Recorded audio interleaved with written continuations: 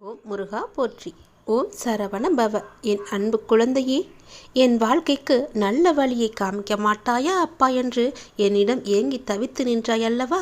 அதற்கான புதிய கதவுகள் திறக்கப் போகிறது. புதிய வாசலில் நீ நுழையப் போகிறாய். இதே நாளில் நீ எனக்கு நன்றியும் சொல்வாய். இறுதி வரை கேட்டுப்பார், நீ முகம் மலர்வாய். உனக்கு புதிய கதவுகள் திறக்க தயாராக உள்ளன. புதிய தொடக்கங்களில் நுழைய நீ தயாராக இரு. என் பெயருடன் உங்கள் நாளை நீ ஒவ்வொரு நாளையும் தொடங்கிப்பார். நாள் முடிவில் நன்றியுடன் இருக்க நீ எனக்கு சத்தியம் செய்து தர வேண்டும். ஒவ்வொரு நாளும் உனக்கு மகிழ்ச்சியான நாளாக அமைய நான் உனக்கு சத்தியம் செய்து தருகிறேன். அன்றைய பொழுதில் இரவில் நீ எனக்கு நன்றியை மட்டும் சொல்லிவிடு. உன்னுடைய செயல்கள் எல்லாம் மற்றவர்களை புரிந்து நடக்கின்ற குணம் கொண்டதாக இருக்கின்றது. ஆனால் சில நேரம் மற்றவர்கள் உனக்கு தரும் வேதனை, வலி, துன்பம் இவை அனைத்தும் தான் உன்னை மாற்றி இருக்கின்றது. உன்னையும் உன் அன்பையையும் உதாசீனப்படுத்தும் போது நீ துடிக்கும் துடிப்பை பார்க்க சக்தி இல்லாமல் நான் இருக்கின்றேன். என் பிள்ளையின் கண்ணீருக்கு காரணமான அனைவருக்கும் வாழ்க்கையில் மிக பெரிய பாடத்தை கற்றுக் கொடுப்பேன். உன் கோபம் கூட வாயிலிருந்து மட்டும்தான் வருகின்ற ஒரு விஷயம். உன் மனதை நான் அறிவேன்.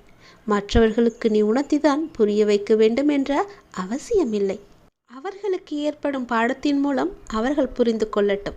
அதனால் உன் வாழ்க்கை நன்றாக, ஜெயமாக, நிம்மதியுடன் கூடிய வாழ்க்கையாக இருக்கும் என்பதை நீ மறந்து விடாதே. சிந்திய நீரை அள்ள முடியாது. அதை போலத்தான் வாழ்க்கையில் நாம் சொன்ன வார்த்தைகளும் நமக்கான நேரம். உன்னிடம் வார்த்தை விட்டவர்களுக்கு நான் புரிய வைக்கின்றேன். முடிந்த நேரத்திற்கு என்றும் உயிர் கிடையாது.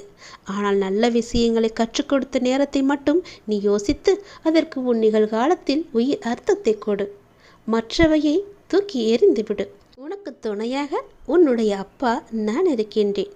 உனக்கு நான் என்ற சொல்லுக்கு எப்போது என்னுடைய நாமத்தை சொல்லி அர்த்தத்தை தந்தாயோ அப்பொழுதே உன் நிழலாய் உன் வாழ்க்கையில் நான் நுழைந்து விட்டேன்.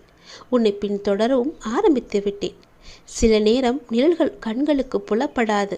ஆனால் உனக்கு நான் உயிராய் எப்போதுமே துணை இருப்பேன். ஒரு அம்மாவாக உன் கூடவே இருப்பேன்.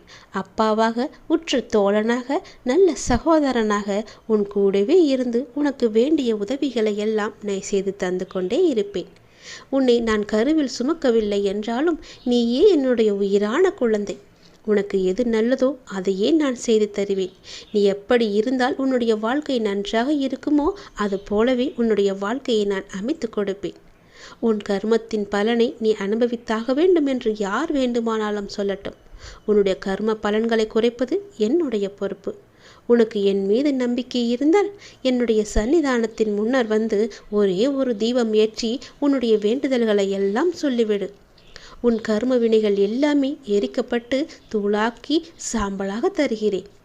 அதை தூசி போல தூசி என்று ஊதி வெள்ளிவிடு. நல்லது நடக்க நான் இருக்கிறேன்.